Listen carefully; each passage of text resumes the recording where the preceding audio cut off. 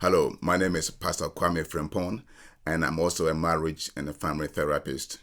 Today, the conversation is you found out that your kids are not your biological children. What do you do? It can become a very difficult issue on everyone involved, both the parent, the cheater, the offender, and the children. And so today we're going to talk about, so what do you do when you find out that your children are not your own? Very interesting and yet very touchy and complicated issue that anyone can go through. That is why in the past episodes, my wife and I have done a lot of videos about cheating, how it impacts the cheater, how it impacts the his or her spouse, and then how the children respond, the reaction of the children, and how the psychological impact it will have on the children. And this is the story of Odartey Lamptey. Odartey Lamptey is a Ghanaian former international footballer and who now resides in Ghana. And he and his ex-wife had been married for 21 years, and they had 3 children at the time. And Odartey traveled with his children, and they lived together as a family. Now, I listened to the interview that Odartey had in Ghana, and I tried to search to see if I could find any interview anything that his ex-wife had said concerning the issue, because I wanted to also hear her version of the case before I react, or before I give my reaction to it. But I couldn't find one. But Odartey, after 21 years into the marriage, he found out that his children, his kids he lived with for 21 years were not his biological children. How did he find out? According to the interview, he said that he had heard from many, many people, including friends, that your children may not be your own. And he couldn't know what to do. But then there's another situation that also rose. His ex-wife wanted him to send one of their children to school in UK, and he felt like that would be expensive. And during those arguments, his wife said, "You know what? I don't want this marriage anymore." And so out of that, he went to see a lawyer, and through that, it came to a point where I think he had some issue on his throat that they needed to test the DNA of the children. And he said that waiting for the results alone was a trauma. And then one day, his doctor called him that, unfortunately, your children that you have lived with for 21 years are not your own. And he called his lawyer, and the lawyer wanted him to come to his office, but he said, "I couldn't drive. We had to meet in the middle way, in the halfway, because I was so devastated. I could not drive." So these are all the issues that are coming up, and as a result of that, his wife is seeking for 50% of the estate of Odartey, and I think this happened somewhere in 2017, but it's still unfolding as I speak today. And a good friend of mine wanted me to respond. What do I do as a family therapist? What do I say? Because other people are also saying that now Odartey is married. Actually, he is married, and he and his wife have 2 children. And so he and his ex are divorced, and he's now currently living with his wife. But the question what people are saying is that Odartey Lamptey should take his ex-wife children to be his own. In other words, he must not allow this situation to cause, to rape, or to cause a division, or to cause an estrangement between himself and the daughters of his wife, whom he thought that they were his own after years of living as a family. And so there are all kinds of reaction from people. And this good friend of mine, called me and said, as a family therapist, what is your response? So here are things that while we are concerned about whether or not Odartey should consider those children as his own, there's some things that I like us to discuss and share. Number one is the impact that this revelation had on or can have on anybody, and in this case on Odartey Lamptey. When you have lived with your wife or your spouse for 20 years and you have children, and all the while you thought that they were your own children, and one day DNA tests prove otherwise, the impact that it will have on you. So the first impact that I'm going to talk about is the impact that it will have on Odartey himself. The impact. Number one, you are going to experience a sense of betrayal. That all this while, you have been betrayed by your spouse, because you always thought that these children are ours biologically. And then the next thing is you're going to have trust issues. Because how can someone do this to me? How can this happen to me? That someone you trust and sleep with and live with and travel. He said in his interview, he said, I travel with my children, his ex-wife children. I travel with them. We live together. We went to Europe from hotel to hotel to hotel. And now I found out they are not my children. The impact to have. You have been lied to for 20 plus years.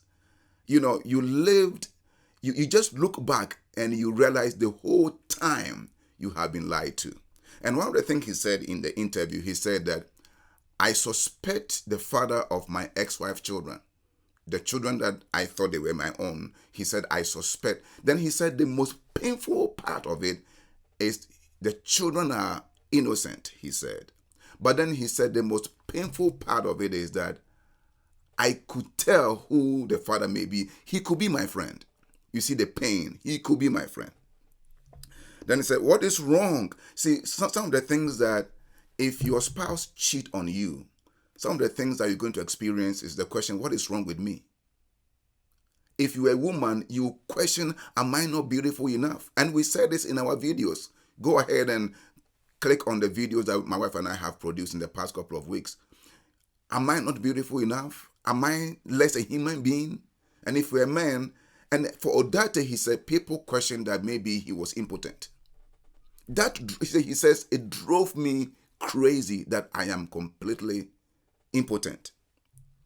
And so what is wrong with me? So you can even experience suicidal. And Odartey said he planned to take his life. So while we are talking about, he should just do this, he shouldn't do this, he should do that, let's look at the psychological impact on his life first. The question is that with all these psychological impact and emotional damage that he's experiencing, is it even practicable? Is it even healthy to connect with children who were not his own? That is a question we must ask ourselves. Is he in a psychological and mental and emotional place to be able to even talk with them, to even discuss with them? There are questions on his mind. There are things he wants to have closure on. He even said in the interview, he said, if I were to meet my wife, what I will ask her, what did I do wrong to deserve this? Now, the children are innocent, but anytime he meets, or if he will ever meet with his children, then the question is, what if something triggers? Okay, if something triggers, what do you do? If something triggers, will you take it on the children? How will you behave? How will you react for the children you are dealing with and the pain their mother has put you through? So before we even say anything or talk about what he should do with those children and how much the relationship, how they have developed this relationship for 20 years, should he let it go? Should he pursue? What should he do? We must first get into his mind. How well is he doing emotionally? How well is he doing psychologically? How well is he doing mentally? And these are some of the things that we must first look at. Then the other thing too we must also consider is the children. The very children that a lot of people are saying that he should develop a relationship with. He shouldn't just throw them out there. He is a bad example. Whether I'm for or against, I like us to also talk about what the children may be going through. It is very important that we take a good look at children of infidelity. When a person is involved in infidelity and children are born as a result, and the parent or the spouse find out the children, some of the things that the children are going to go through is, why did this happen to my parents? Whose fault is this? Whom should we believe? Because at this time, we don't know what Odartey's ex-wife is telling his children. We have no idea. And Odartey says, according to advice, and I don't know whether the advice is coming from his lawyer or his friends, or whether it is a law in Ghana, in my country, he says he has been advised not to talk to the children. But I am very, very interested about what his ex-wife is telling the children. And I just want also to find out, whom are the children believing? Are they believing what they are hearing on the news from their stepdad or from their mother's ex-husband, Odartey? That is how I can describe it. Are they believing their mother, or do they believe their mother's husband? We don't know. We don't know what they are hearing. Then we don't also know how they are processing this whole story. Very painful story and very touching story. How are they responding? We have no idea. But I just want to share with you a survey about what can happen to children who were born as a result of infidelity. More than 800 grown children whose parents were unfaithful responded to Nogales online parents who cheat survey. These were the response of the children. Number one, they said 88.4% felt angry toward the cheating parent. These were children who were born as a result of cheat. 88.4% felt angry toward the cheating parent. 62.5% felt ashamed or embarrassed. They lived in a constant shame. 80.2% felt that it influenced their attitude toward love and relationships. Their response to love as a whole and relationships were affected. We need to think about that. 70.5% said the ability to trust others had been affected. Trust issues. So this is why we talk about cheating. The other day, someone sent a message on our platform, KF Life Coaching, says, if I ever found out that my spouse is cheating, she said, I wouldn't cheat. I would just walk away to keep my respect. And I think that is a good way to see it. But 70.5% said that the ability to trust others had been affected. When there's an issue in the relationship, rather than go ahead and cheat, think about the future. Think about how this can have impact on your children. Then it says 83% stated that they feel people regularly lie. In other words, they feel like this whole lying thing, in other words, you can't trust anybody. 86% reported they still believe in monogamy. See, by and large, adult children of infidelity know from experience the extent to which the family suffers And it's very, very serious consequences. There are other things too that they go through.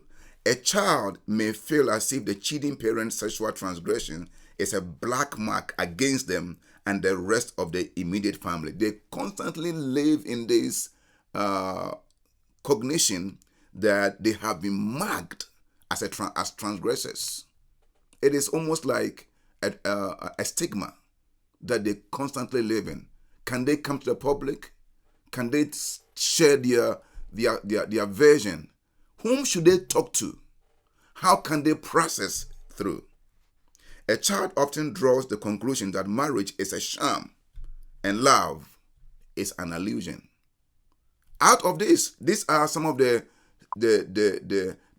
things, the cognitive distortion they will ever go through because of what we know as psychologists as schema. Their worldview, how they view the world through this situation is just so sad.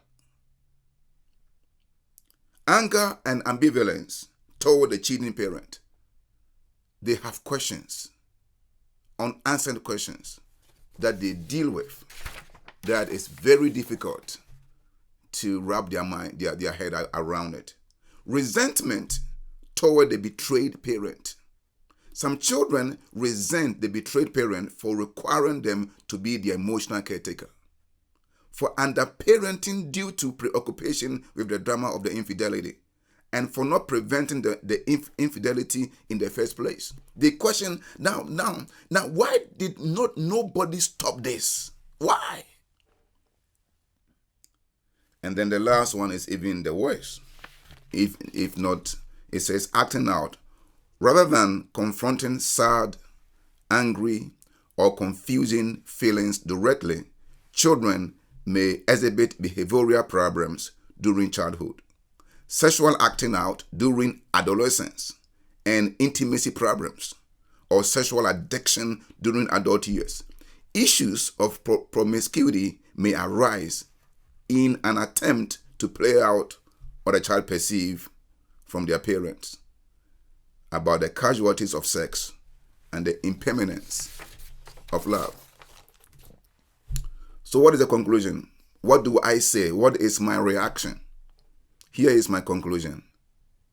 First of all, we need to pray for Odartey Lamptey and his ex-wife and the children. See, it's a very tough situation. Odartey was crying the whole time he was having the interview. He had planned to take his life. We don't know what the kids are dealing with right now. Would they ever know their father? Who is their father? Why did this happen to them? How will this affect their relationship with God? Are they Christians? I don't know. So what is my response? I believe that Odartey Lamptey, and maybe he has already done that, need to talk to a professional counselor. He needs to find a safe place where he can pour out his pain. He said in the interview that he is healed. He has moved on. Now, I'm not sure how that looks like and how that is playing out. I hope that is the case. But whatever the case may be, he will need to talk to a professional counselor. He will need to have a place where he can share his pain, a safe place where he can share his pain and get healed emotionally. The children need to have a family therapist where they can process these issues, discuss what they are dealing with, a place where they will not be judged, where they will have the liberty to express their feelings fully. And it may take some time. And I believe that Odartey's ex-wife need to talk to somebody. What happened?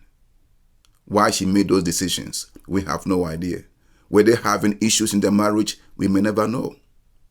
But my conclusion is that they need prayers and they need to talk to a professional counselor.